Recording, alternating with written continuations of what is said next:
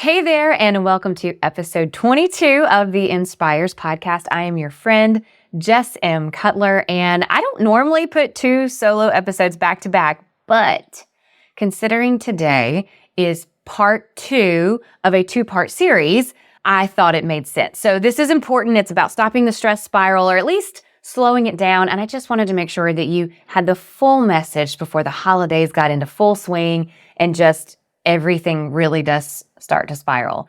So I'm sure you were all just sitting on the edge of your seat, just waiting for this one to come out. So I just don't want you to have to wait any longer than necessary. So there's a lot to cover today. So let's jump right in. So just as a recap, if you remember, and so this came out a couple weeks ago, but on episode 21, I worked through a 3-step process to stop a stress spiral. And as a reminder, those 3 steps were breathe, brain dump, and break. Take a break, right? Breathe, brain dump, break. Super simple 3-step process to stop the spiral. Now, I hope whoever needed to hear that message and follow that advice has found some peace and the permission to just slow down and allow themselves to do all or even just a few steps in that process. But for my fellow overachievers listening today, I have a special surprise for you. I actually had written this into the last podcast, and then I realized once it was all written out that it actually may cause more of a spiral for some people that maybe don't, operate on my level here. So I separated it out so it'd be a little bit more digestible. But today we are going to deep dive a little further into step 2 of stopping the spiral process. And we are going to break down how to have a successful and a productive brain dump. Now, I want you to feel like you've really accomplished something, that you have this solid plan for re-entry into your life. So before we get into those steps for breaking down our brain dump, I want to start really by talking about the 2 most common spirals that you can find yourself in. Or let me put it this way. It's the 2 most common spirals that I find myself in. So spiral type 1, we're going to call it the thought stress spiral. And spiral type 2, we're going to call it the to-do stress spiral. So the thought stress spiral and the to-do stress spiral. So you probably already kind of have an idea of what I'm talking about when I'm talking about these different ones just by the title. But just to make sure that we're all on the same page, we're going to work through, just make sure we know what these are. So the thought stress spiral, it sounds a little like this. You have this thought, hypothetically speaking, right? Okay. Why would I even want to write these courses? Who do I think I am?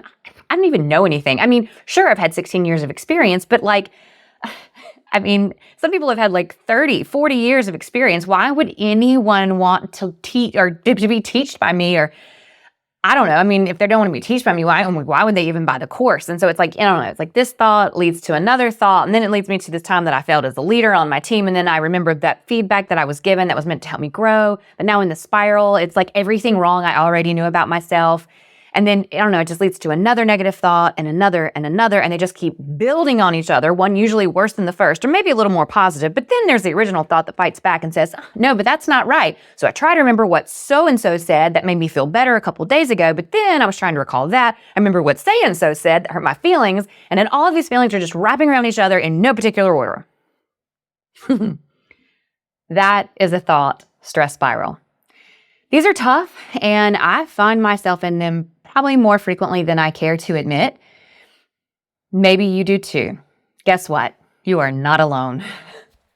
Okay, so now let's talk about the to-do stress spiral. My personal favorite. Probably not yours, but definitely mine. Probably what makes me a good event planner, but actually my best friend got me this mug and I love it. But it says, "List is my love language." And I really think this is the best gift ever because lists really are my love languages. Every time we get together, she usually wants me to sit down and help her write out her spiral and then organize it all for her and kind of give this, put her into action. So this spiral is actually kind of fun for me because it's my profession. So I enjoy stopping this spiral for myself and for others. So here's what it looks like. It starts with a simple task that has some level of deep-seated stress and responsibility attached to it. Okay. I have got to remember to call my sister and ask her what her plans are for Christmas. Ooh, Christmas. When in the world are we going to have a free weekend to go pick up the tree? And oh my gosh, and then we got to decorate it. And then our anniversary trip is right before that. Oh my goodness, what in the world are we going to get everyone for Christmas? Christmas, why am I even thinking about Christmas? What am I going to get my husband for my anniversary? Oh my gosh, like that trip is going to be so big. I have no idea what the weather's going to be. I really need to figure out what the weather's going to be. And I probably need to start packing because I'll definitely have to go into the attic or have to go to the storage unit to get some of my clothes out. Oh my gosh, Christmas. I'm going to have to pack for a full week of a family vacation at Christmas. What am I going to pack to make sure that I stay on my diet and I do my exercise? And then there's the dog stuff. You see where I'm going here, right? It's one task, one to-do that leads to another to-do that leads to 10 other to-dos, which may or may not be connected at all in like any way whatsoever. And it probably covers anywhere from school functions, work commitments, family responsibilities, self-care, and then now let's just tack on that holidays for the heck of it. These tasks, they seem never ending, and they just keep spiraling and piling on top of each other. This is a to-do stress spiral. And these are equally as tough. Not only are they emotionally and mentally stressful, they're also physically stressful because this is a spiral that usually leads you to running around like a chicken with your head cut off, right? Because you're trying to get it all done and you don't really have like a plan of action. So no matter which spiral you find yourself on, these 4 steps that I'm going to teach you are a surefire way to stop the spiral and give you peace or a plan of action, whichever you need at the time. So let's go. Just so I don't lose you, I'm going to present this in the good old-fashioned way of giving a speech 101. I'm going to tell you what I'm going to tell you, and then I'm going to tell you, and then I'm going to tell you what I told you. So if it seems a little redundant, I'm just trying to kind of help let the message sink in a few different ways. So that way by the end of this won't seem like such a big spiral in and of itself. All right. So to break down a brain dump and either a thought or a to-do stress spiral, you're going to go through the same 4 steps. Capture, clarify, classify, and coordinate. Can you tell I love alliteration? I don't know. It just helps me remember. I'm an A+ student, so this is like my study note trick. You give it all the same letter, and so you can remember them all. Okay. So capture, clarify, classify, coordinate. So now we're going to talk about each of these steps, and I'm going to explain both stress spirals within the step. So first step, capture. Now, just like I mentioned on episode 21, we are going to put your thoughts, to-dos, your task on something physical in front of you. Now, in 2 Corinthians 10:5, Paul tells us to take captive every thought and make it obedient to Christ. I love that. And we'll talk a little bit more about what it means to make it obedient to Christ a little later. But first, let's focus on taking every thought captive. So in a stress thought spiral, to capture those thoughts, first, you just start writing down everything you're thinking in a free flow style, grammar, no grammar, paragraphs, one whole paragraph, bullets, whatever. Just dump everything in your mind onto paper until it stops. And I promise you, it may take you a little while if you've never done this before, but it will stop. You just keep writing until you run out of things to write about. There will come to a point where you will have nothing left to write. That is capturing your thoughts, okay? Now, in a to-do stress spiral, it's the same concept. I obviously love good bullet points when I'm dumping these, but same thing. I'm just writing down each task as it comes to me, no particular order. If the overarching task of Christmas comes to mind, I'm going to write that word down in a bullet by itself. Even if I write other little smaller tasks associated with Christmas a little further down the page, I just write them all down. Every to-do spiraling in my sweet brain, I capture those thoughts. Okay, next, we have to clarify each thought. Clarify actually has 2 different definitions in the dictionary, and they both mean 2 slightly different things depending on which version you use, and it will same thing with depending on the spiral you're in, it's going to be a little different. So let's kind of talk through it here. If you're working in a thought stress spiral, it's like when you clarify butter. Okay, so in this instance, you separate the water from the milk solid. In our thought spiral, we take our brain dump and we separate the lies, which we are going to call that the water, right? Where there's no real form, can't stand on its own, it's water. We're going to take those lies and we are going to separate it from the truth, which the truth is the solid. These are the cold, hard facts that have substance and form, and they can stand by themselves.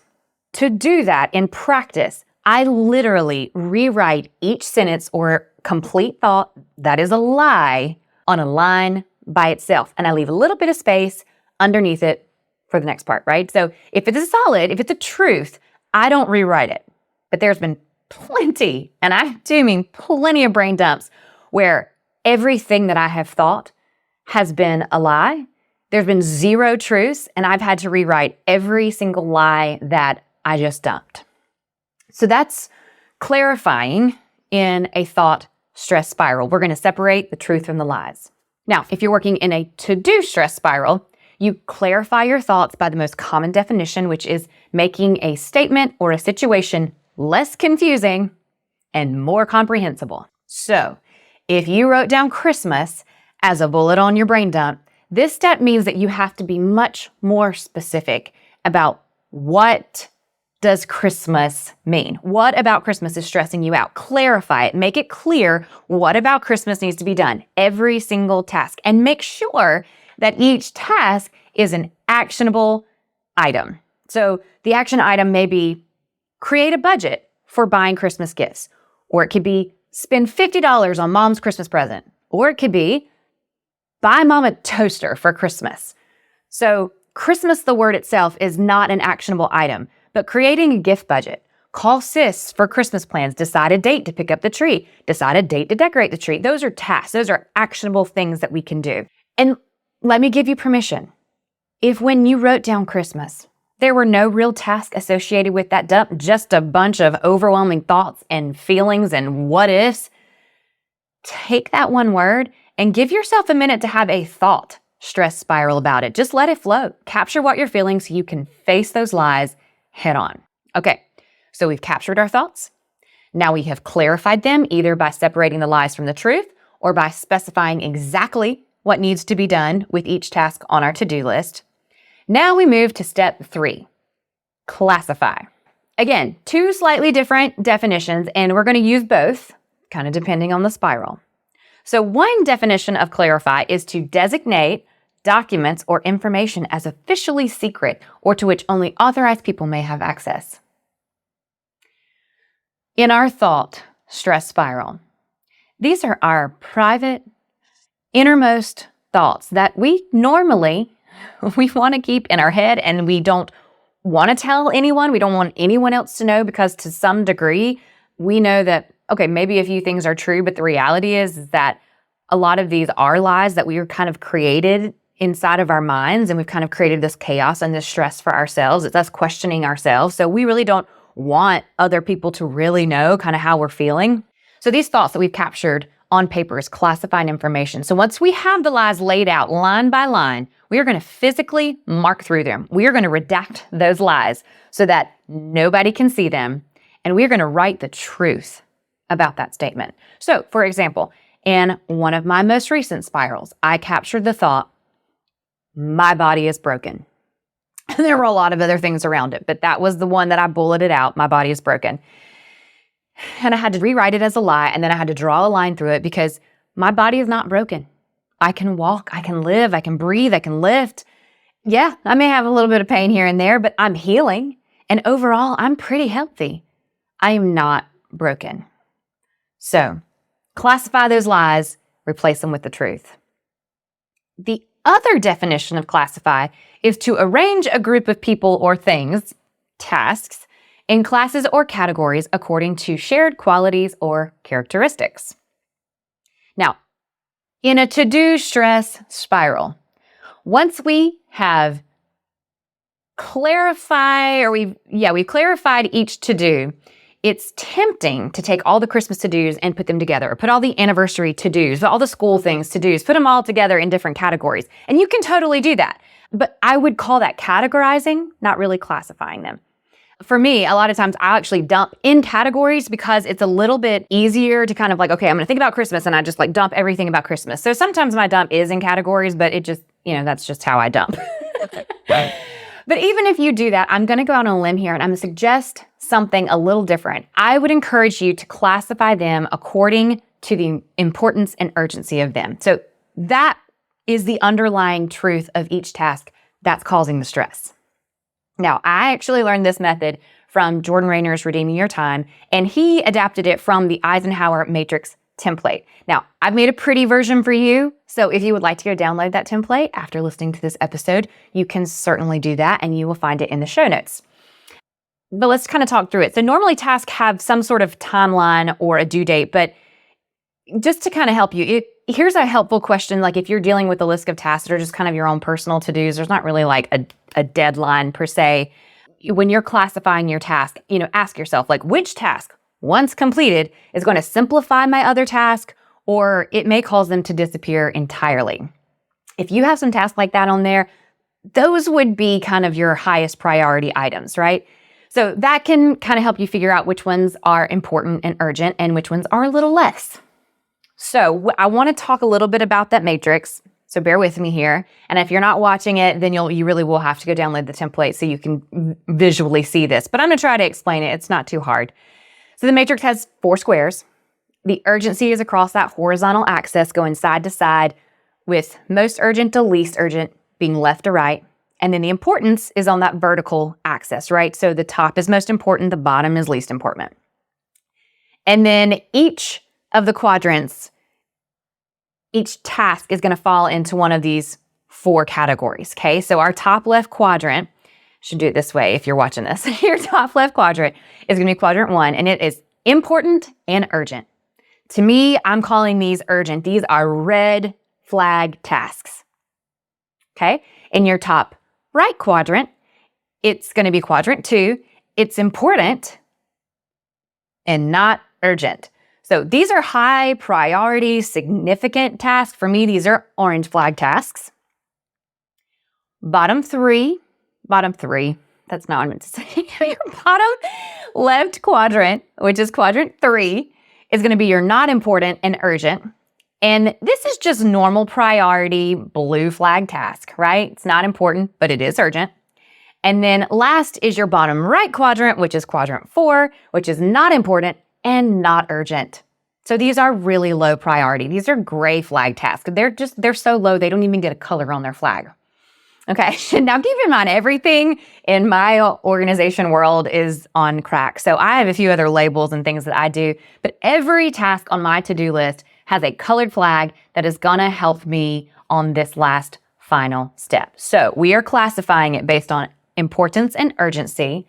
So there's 4 ways it can be. It can be important and urgent, important and not urgent. It can be not important and urgent, and then not important and not urgent. Those are our 4. So we've captured, clarified, and classified. We've done that for our thoughts or our to-dos. And last step, now we coordinate. Now, this definition is going to be true for both of your spirals. So when you coordinate something, you bring different elements of a complex activity or organization into a relationship that will ensure efficiency and harmony. As a professional event coordinator, I love that definition. I mean, doesn't that sound good? I love the word harmony, and I actually love it more than balance, because let's face it, when are we ever able to balance anything? That place where everything in our world is getting equal attention. Never. Never is the answer to that question. And y'all know I'm a music girl. I love to sing harmony. Songs are so much prettier with harmony. They're so multidimensional. So let's just face it, I'm not shooting for balance. I am shooting for harmony. Now, I've said it before a couple times. If everything's important, nothing's important. If everything's a 10 in your life, nothing's a 10 in your life. So let's talk about this last step in the brain dump breakdown on how to coordinate your thoughts and your to-dos. For a thought stress spiral, it's super easy. Now that you've taken your thoughts captive, it's time to make them obedient to Christ. What does that mean? Well, as a woman of faith, I know that Satan is the father of lies and Christ is the Prince of Peace. He is the way, the truth, and the life. So in Philippians 4, I'm going to share some scripture with you. In Philippians 4, 5-9, Paul says, "Do not be anxious about anything, but in every situation, by prayer and petition, with thanksgiving, present your requests to God. And the peace of God, which transcends all understanding, will guard your hearts and your minds in Christ Jesus." Finally, brothers and sisters, whatever is true, whatever is noble, whatever is right, whatever is pure, whatever is lovely, whatever is admirable, if anything is excellent or praiseworthy, think about such things. Whatever you have learned or received or heard from me or seen in me, put it into practice, and the God of peace will be with you. I have that up in my office because there are many days that I have to read that and remember that. So instead of letting those lies, which you have captured and clarified and classified, roll around in your head, just consume you. And I love how Lisa Turker says it. She says, what consumes you controls you. Instead, focus on the truths that you've written. Put them on a sticky note. Write them on your mirror. Put the truth in front of your face so that you process it frequently. You remind yourself of it. If the lie ever wants to sneak back up into your brain, that truth is there to quickly quiet it and turn it away. Easy, right? Okay. I say that because here's our next one. In a to-do stress spiral, we're going to go back to those quadrants. And I will summarize this. It's very simple when I summarize it at the very end, so hang with me. We're going to go back to the quadrants that we've classified each task into. It's time to coordinate these tasks into action. And I know this sounds crazy, but I do live in this spiral. And my coach and I have spent many a session classifying and coordinating these to ensure that we put the metaphorical cart before the horse. Because how many times have I found myself working on something that was easy just to get it done, only to realize that the thing that I needed to have done by tomorrow was not done and was not getting done. That is what causes stress. So coordinating each task is a crucial last step to exiting the spiral with confidence and clarity. So if your task fell in quadrant 1, the important and urgent category, we are going to do them. I'm going to figure out a time today, tomorrow, this week, and we're going to get them done. And it's usually going to be myself. I am going to get them done because if the task is important and urgent, that means that's probably something that I need to do. If the task falls in quadrant 2, the important but not urgent category, quadrant, I'm going to defer it. I'm going to schedule it for some time later once I've had a chance to get through all my quadrant 1 tasks. And this really helps you. Like, let's just talk about like if you're working on Christmas, right? And you're like, oh my gosh, I still have to decorate the tree. And you go, no.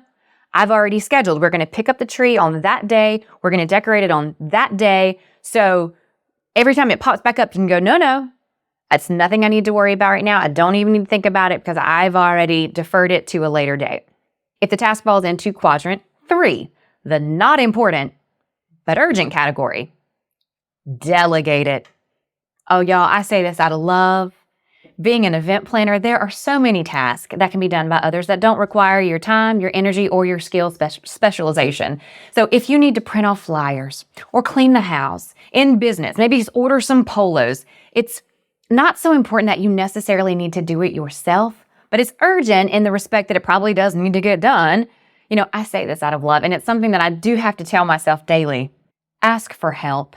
This category is the delegation category where you are giving yourself permission to ask for help from a friend, an assistant, a coworker, a committee member, another volunteer, that random person that walks up in your life and says, is there anything I can do to help? Yeah. Ask for help. And last, my favorite quadrant, makes me so happy to realize that some of my tasks do actually live here in the not important and not urgent category. Yeah, if you love throwing things away, this category is for you because guess what you do in this category? You delete it. Trust me, If it's not important and it's not urgent and you've got a long list of to-dos, forget about it. Delete it. And if it comes up in another spiral, maybe move it to a different category. Maybe it is important or maybe it is urgent. But if you're anything like me, I have these great ideas sometime, maybe for the house or for the business. And I think, well, in some alternate universe, if I ever find time to do what I want to do, I want to remember this great idea. Then you know what? Leave it on your list, but push it so far down to the bottom that it stays captured, but it never ends up back in my spiral. Because the reality is, once you've done this, and I'm going to give you a tip for this, but once I've built my list, this is an ongoing list for me. I review it daily and I review it weekly. And that review is really what is key to helping you keep this spiral in check. I'll give you, here's my little tip. For my thought stress spiral, I actually use an app on my iPad. I use it more on my iPad than I do my computer. It's called Evernote, which it's basically a digital journal and you can have multiple journals and you have notes within it. It's fabulous. But it's a digital journal. So if you ever find yourself, Mandy, where you've got multiple journals and you're trying to remember where you wrote one thing and this and that, this app will change your life because you can search keywords, you can tag them with things. So even if they're in different notebooks, you can find them again. Evernote is fabulous. And I will say it does have tasking abilities, to-do abilities, but I don't use it really for that just because I have a team. So we do a lot of our team to-dos on another app. But I really love it for the journaling aspect. Now for my to-do stress spirals, I use a program called ClickUp, which I am not going to lie, it's pretty complicated. We use it within our business because it has time tracking abilities along with the tasking stuff. So that's why I use it. But Trello is one that I've used and I love Trello. It's very easy to use. I've heard a lot of good things about Todoist. That's another app that you could get. So either way, apps are a little more user-friendly. So you're not having to constantly rewrite your list and write something from last week on your new list. And so pen and paper can get a little tedious whenever you're trying to do your task or trying to keep your to-do stress spiral in check here. But even your Google Calendar, let's pretend you don't even want an app. Your Google Calendar has task features that are now fabulous and allow you to have your list with your calendar anywhere you go, on your phone, on your iPad, on your computer. That's the trick though.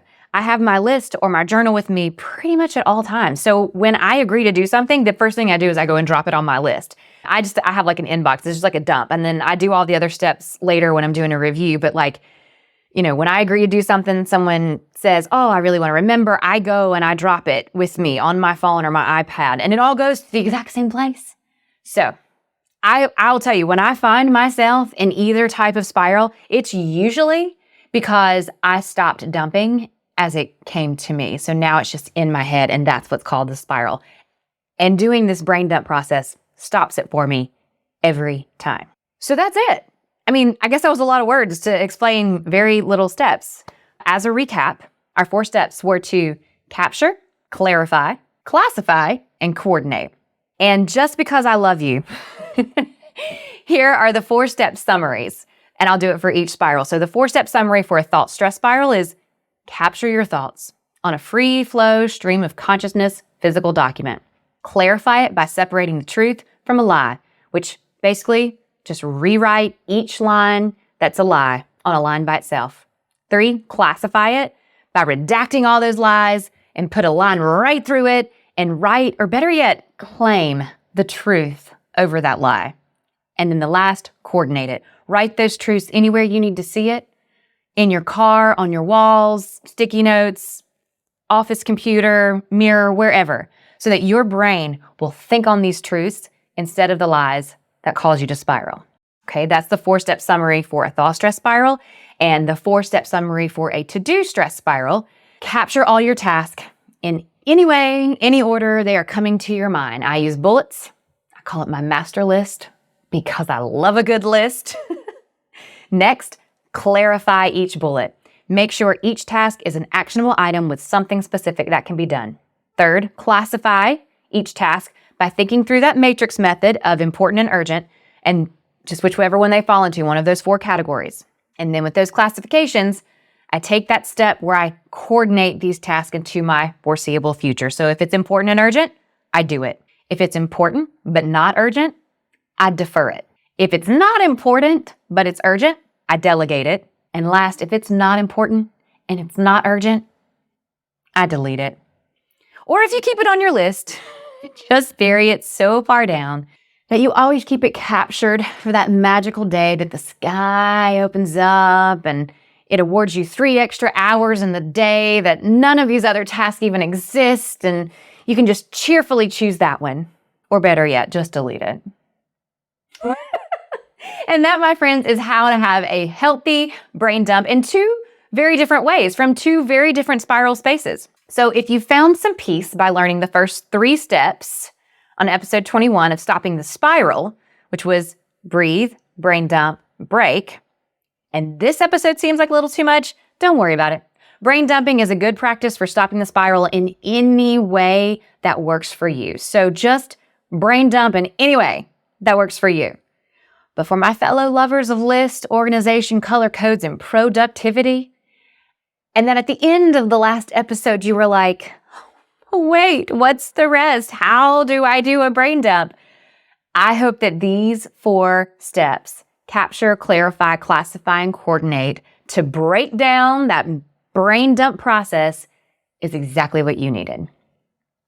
Now, I feel like right now might be a really good time just for a little shameless plug that if you are interested in seeing some more of these techniques and mindsets for mastery in an event capacity, I am finalizing one of many courses that will be coming out through ENSPIRES. The first will be Elevate Your Events, the complete event planner's guide from concept to creation, and that's going to be launching in January. So if you're interested in learning a little bit more about that, you can always go to enforms.co, and that's spelled enforms.co. You can jump on a newsletter, you can jump on the course waitlist, and that way you're first in line to get your hands on these courses or any of the bonuses and stuff that's going to come out here in the very beginning. I also offer that one-on-one coaching and consultation depending on how big that spiral has become. And if you're just a friend who just needs a little bit of help, please just DM me and let me know. But if you could care less about events, hopefully now, with these steps to stopping the spiral and breaking down that brain dump in your pocket, you'll be able to handle the holidays feeling a little less stress and a little more blessed. Thanks so much for listening, and I'll see you next time.